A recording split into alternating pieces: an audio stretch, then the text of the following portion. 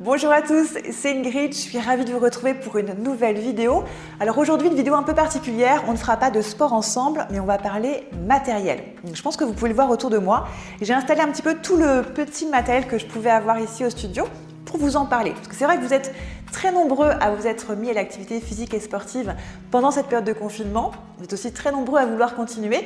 Et par conséquent, j'ai reçu des messages sur Facebook et Instagram me demandant « Ingrid, dans quoi investir ? Quel était le matériel à privilégier si on voulait investir un petit peu pour continuer à faire du sport à la maison ?» Donc c'est ce que je vais vous montrer, je vais vous parler un petit peu de tout ce que j'ai, selon moi en tout cas, ce qui est à privilégier et ce qui sera secondaire. Je vous parlerai aussi un petit peu des prix. Je ne vous parlerai pas de marque parce que ce n'est pas mon objectif ici de privilégier une marque plus que l'autre. Après, si vous voulez m'envoyer des messages en privé sur les réseaux sociaux, on peut en parler, je peux vous donner des petits trucs. Mais voilà, c'est pas l'objectif ici, ce n'est pas de mettre une marque en avant, ce n'est pas du tout une vidéo sponsorisée. C'est juste de partager mon expérience et mes connaissances sur le petit matériel et ce dont vous pourriez avoir besoin pour faire du sport chez vous. Sachant quand même que le petit matériel n'est pas du tout obligatoire. Vous pouvez très bien travailler juste avec votre tapis et ça vous suffira largement. Donc là, on aura la vidéo en 3 parties. Première partie, on parlera du matériel pour le Pilates. C'est, je pense, le plus complet. On aura une deuxième partie ciblée plutôt fitness, renforcement musculaire et une troisième yoga. Voilà, on va décomposer. Donc n'hésitez pas à aller avancer à la partie qui vous intéresse le plus. Si le Pilates ne vous intéresse pas, avancez peut-être au yoga ou au renfo qui sera juste après. Alors, premier matériel dans lequel vous allez pouvoir investir, c'est évidemment votre tapis. Alors, le tapis en Pilates est un indispensable. Vous ne pourrez vraiment pas vous en passer. Il faut privilégier un tapis qui sera assez épais, entre 1 cm et 1,5 cm. Et puis après, la longueur, ça varie entre 1,60 m, 1,80 m. Celui-ci, pour vous donner une idée, il fait 1,80 m de long et 1,5 cm d'épaisseur. Donc, on est vraiment un peu sur les max des dimensions pour un maximum justement de confort. C'est ce dont vous aurez besoin en Pilates, c'est du confort. Il y a beaucoup de positions allongées sur le dos, beaucoup de positions aussi, vous allez rouler. Il y a tout ce qui est rolling like a ball, l'open leg rocker, ce genre d'exercice. On vient rouler sur le dos et là, si vous n'avez pas de l'épaisseur, ce sera quasiment impossible de réaliser les exercices. Alors pour un tapis de Pilates, il faut compter entre 15 € et 50 € pour avoir un tapis.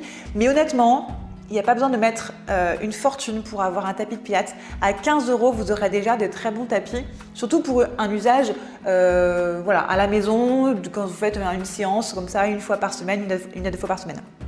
Bien sûr, ici en studio, on a des tapis qui servent tous les jours, qui servent plusieurs fois par jour. Donc, on a des tapis qui coûtent un petit peu plus cher. Mais à la maison, un tapis à 15-20 €, ça sera largement assez. Mais surtout, privilégiez vraiment l'épaisseur. C'est vraiment ça que vous allez devoir regarder quand vous allez choisir votre tapis. Ensuite, il y a aussi évidemment l'adhérence. Il faut que ça soit un minimum adhérent, mais ce n'est pas la chose la plus importante en Pilates. Ce sera en yoga, je vous en parlerai après.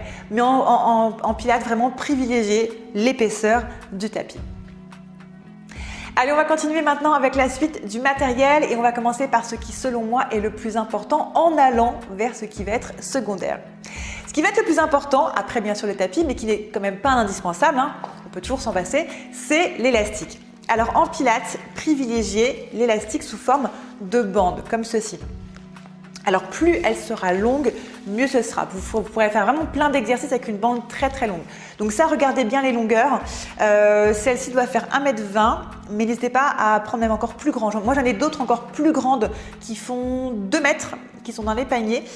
Et ça c'est top. Quand vous avez des très grandes bandes, vous pouvez vraiment faire plein de choses. Et vous pouvez faire du renfort du dos, du renfort, plein de zones du corps. Vous pouvez aussi faire du coup un nœud, hop, pour ensuite l'attacher par exemple et mettre autour des cuisses et faire du renforcement du bas du corps. Voilà, donc ça c'est vraiment top. Il y a 3 niveaux d'intensité. Il y a du light, du medium et du strong. Moi je vous conseille de partir sur du medium, c'est ce que j'ai au studio. C'est le niveau de résistance intermédiaire. Et c'est vraiment top pour pouvoir travailler.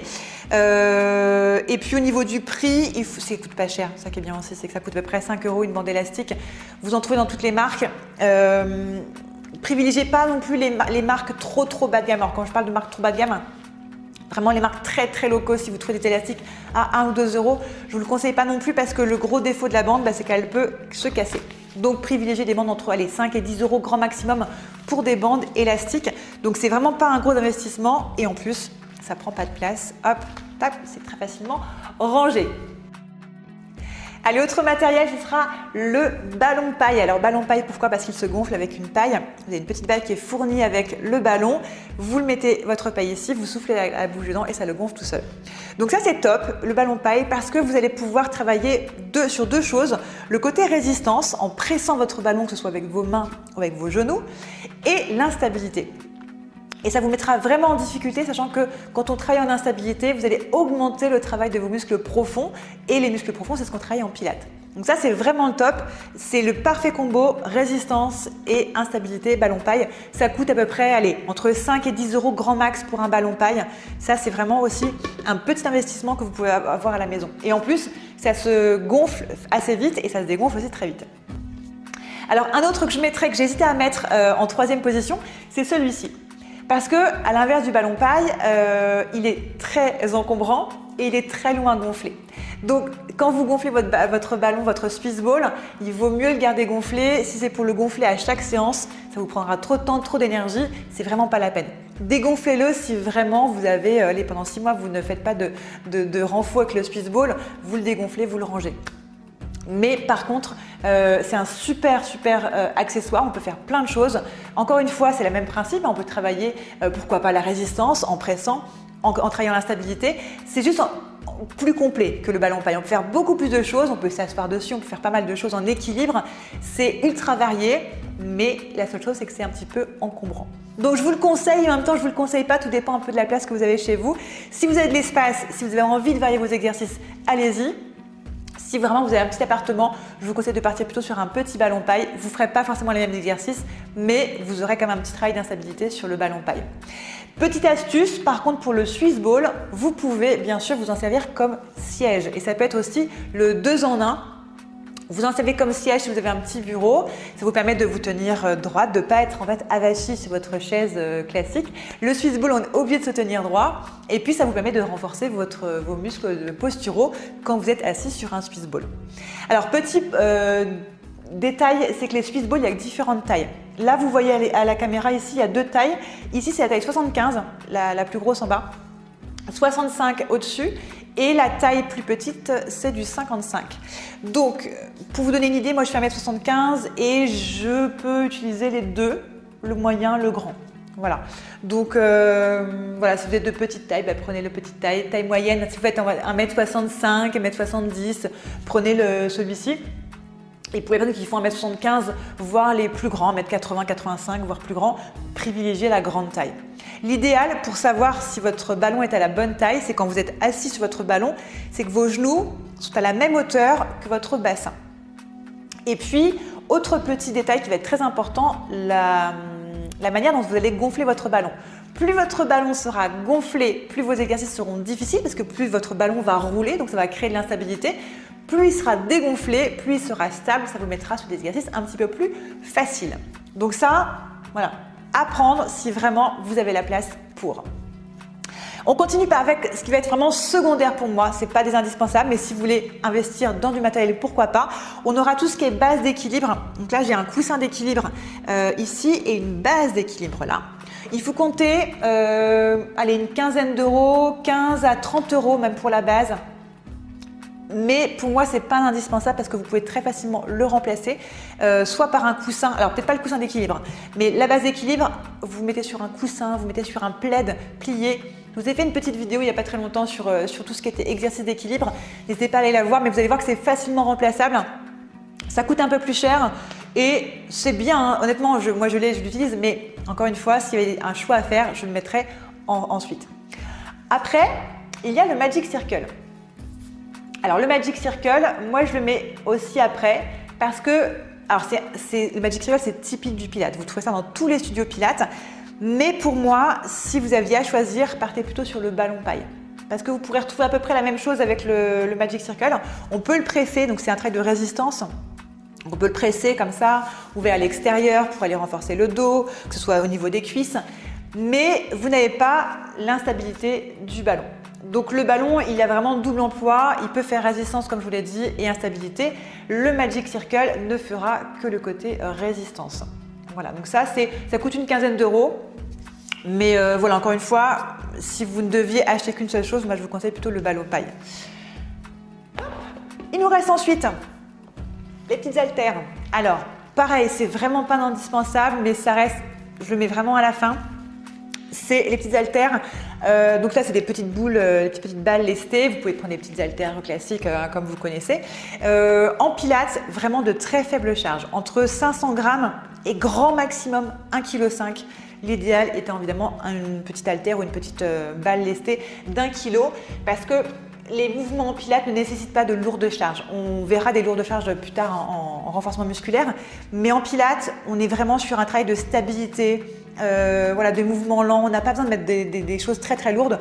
C'est juste si vous voulez mettre un peu de difficulté, les petites balles 1 kg, ce sera très bien.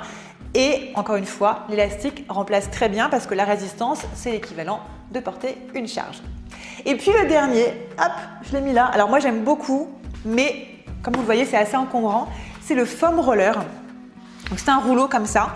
On peut s'en servir pour tout ce qui est travail aussi d'équilibre, d'instabilité. On peut s'allonger dessus. Moi j'aime vraiment beaucoup. L'inconvénient encore une fois, c'est que ça prend pas mal de place. Autre possibilité, ça c'est top aussi, c'est si vous voulez vous masser. On peut vraiment l'utiliser pour aller masser les muscles, pour aller masser les fascias. Et donc si vous avez un petit peu des tensions musculaires, ça peut être aussi très utile. Il existe différentes tailles. Là j'ai la plus grande.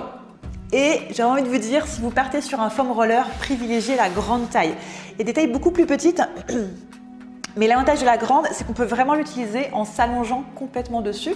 Et dans ce cas-là, vous aurez la tête qui va reposer toute la colonne jusqu'au coccyx.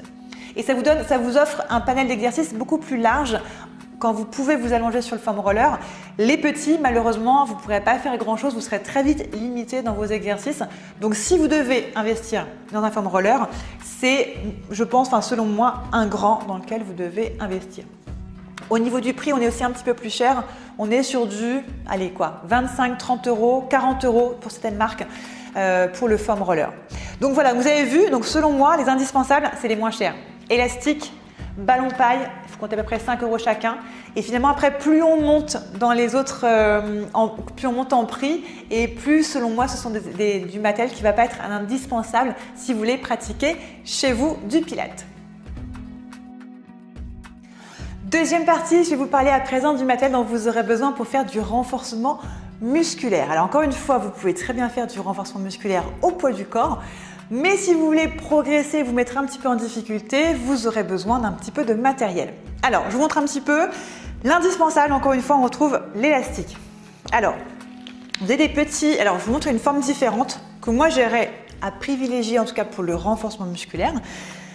Mais si vous avez les bandes élastiques que je vous ai montrées sur la version pour les exercices de pilates, c'est très bien parce qu'il vous suffit de faire un nœud, comme je vous l'ai dit, et ça vous fera la même chose. Et ça, c'est vraiment top pour pouvoir faire mettre autour des... ici au-dessus des genoux et faire du renforcement fessier-cuisse, ça c'est vraiment top. Donc vous avez des petits lots, alors là j'ai différentes marques, mais vous avez des lots avec différentes couleurs, différentes résistances et ça c'est l'idéal. Vous achetez un petit pack, ça coûte 10-15 euros et vous avez différentes résistances, comme ça vous pouvez faire évoluer vos exercices ou tout simplement faire varier en fonction des groupes musculaires que vous allez travailler. Forcément on n'a pas la même force que ce soit dans les fessiers ou dans les bras par exemple. Voilà, ce type de petite bande, ça c'est vraiment l'idéal. Hop, je vous le conseille. Là, je vous montre un autre qui est un peu plus complet, mais voilà, c'est le même principe, c'est une bande élastique que vous pouvez placer. Au niveau des élastiques, il y a ceux-là aussi qui sont vraiment très sympas avec poignée. Donc pour faire des exercices de tirage par exemple. Donc là, ça demande vraiment de l'accrocher. Donc soit vous l'accrochez en passant comme ça sur un barreau. Il existe aussi des petites accroches que l'on scratch en fait et que l'on vient mettre sur quelque chose. Donc ça c'est une possibilité. Ça c'est top, moi je l'utilise vraiment beaucoup en circuit. Encore une fois, il y a des différences de résistance. Là, je vous ai pris la résistance intermédiaire, mais il y a des couleurs différentes et il y aura du light, du médium et du strong. Donc ça vraiment, encore une fois, tout ce qui est résistance, moi j'aime beaucoup travailler avec. Celles qui viennent en circuit training avec moi, vous savez beaucoup, j'adore travailler avec les élastiques. Qu'est-ce que je pourrais vous conseiller ensuite? Allez, le TRX. Le TRX, pour moi, c'est le top du top. Alors TRX, c'est une marque. Alors c'est peut-être la seule marque que je vais citer pendant cette vidéo, parce qu'on appelle ça un TRX, c'est vraiment le nom qui est devenu commun, mais ça reste une marque. Le nom qu'on peut utiliser, c'est sangle de suspension également. Ce sont des sangles qui ont été créées en fait par l'armée américaine pour que les militaires puissent continuer à s'entraîner n'importe où. Donc c'est le gros avantage, c'est que vous pouvez accrocher ça où vous voulez, sur une porte, sur un arbre. Après bien sûr vous pouvez avoir des systèmes d'accroche que vous pouvez fixer au mur, c'est ce qu'on a dans les studios, dans les salles de sport, souvent c'est forcément accroché à un système d'attache sur le mur, mais sur une porte c'est top et sur un arbre c'est vraiment top. Donc c'est vraiment le truc parfait et en plus c'est un travail mais top. Vraiment c'est génial parce qu'on peut vraiment travailler plein de choses et de tous les niveaux. Honnêtement, comme je vous dis, c'est l'armée américaine qui l'a créé, donc on peut avoir des exercices ultra intenses. Mais moi, je l'utilise aussi, par exemple, pour mes cours seniors, parce que ça peut être une super aide pour se tenir, pour soulager un exercice, avoir moins de poids de corps. Enfin, vraiment, c'est pour moi l'outil parfait. Alors, petite précision par rapport à la marque. La marque TRX, bien sûr, je vous la conseille, c'est une très bonne marque. Tous les studios qui travaillent avec des sangles de suspension travaillent avec la marque TRX. Inconvénient de la marque, elle coûte très cher. Une sangle de suspension TRX, en fonction des modèles, ça change un petit peu tout le temps les prix, mais je dirais qu'en fonction des modèles, ça va de 120, 150 à 380, je dirais, euros. Ça forcément en fonction des modèles qui sortent, ça change un petit peu à chaque fois, mais ça coûte assez cher. Par contre, vous en trouvez vraiment. Je ne citerai pas de marque par contre, mais vous en trouvez dans tous les magasins qui vendent des sangles de suspension. Toutes les marques de sport ont sorti leurs sangles de suspension. Vous en trouvez, allez, à partir de 30 euros, 30-50 euros, c'est les premiers prix. Et c'est vraiment, ça c'est top. Vous travaillez tout le corps de manière très ludique et en plus vraiment de toutes les intensités, du plus facile au plus difficile. Ça c'est vraiment... Si vraiment vous voulez faire du renforcement et tout ce qui est travail de gainage, d'équilibre, de stabilité, c'est le top du top. Vraiment, investissez là-dessus si vous voulez un petit peu de matos. Ensuite, je vous conseillerais tout ce qui est poids, charge. Alors, je vous ai mis les kettlebells ici, des petites, hop, par exemple pour travailler des élévations. Des plus grosses, là qui vont être pour travailler des soulevés de terre, des choses comme ça. Donc là, j'ai du 8 kg. Alors moi, j'ai pas des grosses charges parce que c'est pas non plus le studio n'est pas fait ici pour faire du renforcement très hard. Mais j'ai des petites charges ici. Là, on est sur du 4 kg. Donc les deux petites de 4 et la grosse de 8. Voilà, après vous pouvez monter, il y a forcément des charges beaucoup plus lourdes, on peut aller sur du 10, 12, monter beaucoup plus encore même sur les kettles. Mais voilà, ça peut être un petit truc en plus, mais ça prend un petit peu de place. Et attention bien sûr à être équipé de chaussures si vous travaillez avec des kettlebells. Au cas où si vous le prenez quand même sur le pied, ça peut faire très très mal. Après, vous avez les petites haltères, comme ça, en silicone classique. Donc là, c'est des petites de 1 kg, mais vous pouvez, là, pour du renforcement musculaire, vous pouvez vraiment monter la charge. Rappelez-vous, pour le pilates, je vous ai dit de maximum aller jusque du 1,5 kg, mais pour des haltères renforcement musculaire, donc par exemple pour ce type de mouvement, vous pouvez monter jusqu'à 2-3 kg, il n'y a pas de souci. Montez un petit peu plus, vraiment, on n'est pas sur les mêmes matériels. Ça se ressemble beaucoup, on retrouve haltères, élastiques, mais en pilates, c'est plus soft. Parce que c'est pas le même but, c'est pas le même objectif. Je vous rappelle, en pilates, on est là pour renforcer les muscles posturaux, les muscles profonds. En renforcement musculaire, on va plutôt travailler les muscles superficiels. Donc, ils ont plus de force, donc on privilégie des haltères un petit peu plus lourdes. Et puis, je pourrais vous conseiller le step. Alors, je vous le conseille, mais je vous le conseille pas. C'est-à-dire que, vous voyez, c'est assez encombrant un step. Donc, je vous le conseille parce qu'on peut quand même faire beaucoup de choses avec un step, mais je suis sûre que chez vous, vous avez une marche, un escalier, quelque chose qui fera parfaitement l'affaire. Donc, c'est très facilement remplaçable. Donc, n'investissez pas. Par contre, n'hésitez pas à utiliser une marche chez vous pour varier vos exercices. Allez, troisième et dernière partie, je vais vous parler à présent du matériel dont vous aurez besoin pour pratiquer le yoga. Alors bien sûr, encore une fois, rien n'est indispensable. Vous pouvez très bien pratiquer le yoga sans matériel. Alors la première des choses, c'est d'investir dans un tapis. Et malheureusement, le tapis de yoga est complètement différent du tapis de pilates. Je vous l'ai dit en début, en pilates, il faudra privilégier un tapis qui va être très épais pour le confort. En yoga, c'est l'inverse, il faudra privilégier un tapis fin. Parce qu'en yoga, la base, c'est l'ancrage. Et si vous n'avez pas d'ancrage, vous ne resterez pas bien dans vos postures. Donc pour avoir de l'ancrage, il faut avoir un tapis super fin pour avoir un maximum de contact et de ressenti avec le sol. Okay ? Plus vous aurez d'épaisseur, plus vous allez perdre votre ancrage. Donc privilégiez un tapis fin qui va aller jusqu'à, allez, grand max 6 mm. voire un tout petit peu plus du 8, pourquoi pas si vous allez sur une pratique comme le Yin Yoga où on passe beaucoup de temps en position allongée. Mais pour tout ce qui est technique de yoga doux, ouais, 6 mm c'est quand même pour moi le grand maximum. Après, il y a aussi les techniques dynamiques, comme le Vinyasa par exemple, le Ashtanga. Ce sont des techniques sur lesquelles vous allez transpirer un petit peu plus. Donc là, il vous faudra un tapis très fin, ça c'est une chose, donc allez sur du 3 mm, 3 à 5 grand max, et surtout antidérapant. Parce que si vous passez votre pratique à glisser sur le chien tête en bas ou à avoir les pieds qui glissent sur un guerrier, c'est juste l'enfer. Et croyez-moi, je sais de quoi je parle, j'ai passé plusieurs mois à trouver le bon tapis. Et j'ai enfin trouvé, et alors je ne vous dirai pas la marque parce que je ne suis pas là pour vous faire de la pub pour une marque, mais privilégiez vraiment le côté antidérapant. Surtout si vous êtes comme moi et que vous avez des mains qui transpirent beaucoup sur la pratique, ça va être super important. Donc moi, ce qui marche bien sur moi, c'est la gomme. Voilà, ça c'est top pour moi, je ne glisse pas du tout. J'ai essayé plein d'autres textures, le liège, d'autres matières un petit peu plus alvéolées, tout ça, je glisse tout le temps, ça ne marche pas sur moi, en tout cas, ce n'est pas efficace sur moi. Les mains qui transpirent pendant la pratique. Une pratique dynamique. Encore une fois, si vous êtes sur une pratique plus douce, c'est un petit peu moins gênant ce côté ultra antidérapant. Donc voilà, et vous voyez, c'est des tapis qui sont un petit peu plus lourds aussi, donc qui sont un petit peu plus difficiles à transporter parce que c'est un petit peu plus lourd qu'un tapis classique. Et puis enfin, au niveau du matériel, indispensable, briques, mais quand même que vous pouvez remplacer facilement par des livres à la maison. Mais ça, c'est vraiment top pour pouvoir adapter les postures, pour pouvoir vous asseoir aussi. Là, par exemple, je suis assise sur une brique. Ça peut très bien remplacer le coussin de méditation. Si vous avez un coussin, c'est très très bien. Moi, j'en ai pas, mais vous pouvez très bien le remplacer par la brique. La brique, moi, je vous conseille de la prendre en liège. Il existe des briques aussi en mousse. Je les trouve, elles sont plus légères. Alors certes, c'est plus facilement transportable en mousse, mais les briques en liège sont vraiment 10 fois mieux. Si vous n'avez pas à les transporter, privilégiez vraiment les briques en liège. Ensuite, la sangle. Pareil, pour pouvoir travailler aux postures, aller chercher un petit peu plus loin pour pouvoir adapter, c'est vraiment l'idéal. Mais vous pouvez encore une fois très facilement remplacer ça par une ceinture ou par un foulard. Enfin, le matériel de yoga, vous avez vu, il n'y a pas grand-chose et en plus, c'est très facilement remplaçable.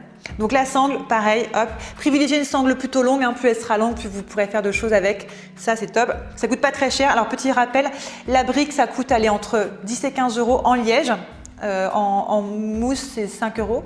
Et ça, pareil, c'est entre 5 et 10 € la sangle. Donc, ça ne coûte pas très cher. Et puis ça, je pense que vous avez ça chez vous, c'est un plaid. Quand vous terminez votre séance de yoga, terminez toujours votre Shavasana avec un plaid sur vous. Vous serez encore plus détendu si vous avez votre corps couvert. Déjà parce que on se refroidit vite après une pratique, donc ça nous réchauffe un petit peu. Et le côté très détente, très apaisant d'avoir quelque chose qui nous recouvre, ça, c'est pas du tout négligeable. Donc un petit plaid. Je suis sûre que vous avez ça chez vous ou alors vous achetez vraiment pour pas cher. Encore une fois, c'est pas un gros investissement. Voilà, vous avez vu en yoga, ça reste très très soft. On peut avoir d'autres choses, comme je dis, des coussins de méditation, il y a des roues, des choses comme ça. Mais pour moi, ce ne sont vraiment pas des indispensables. En yoga, c'est très très simple en fait la pratique de yoga. C'est les postures et quelques accessoires pour venir adapter. Voilà, j'espère que cette petite vidéo vous aura plu. N'hésitez pas, si vous avez des questions, à me les mettre en commentaire. N'hésitez pas non plus à me dire ce que vous avez à la maison, parce que les prochaines vidéos, alors pas tout de suite, mais les prochaines vidéos en tout cas qui sortiront, bien sûr j'utiliserai un petit peu de matériel. Donc n'hésitez pas à me dire en commentaire ce que vous avez vous à la maison, que je puisse aussi adapter les prochaines vidéos en fonction du matériel que vous avez.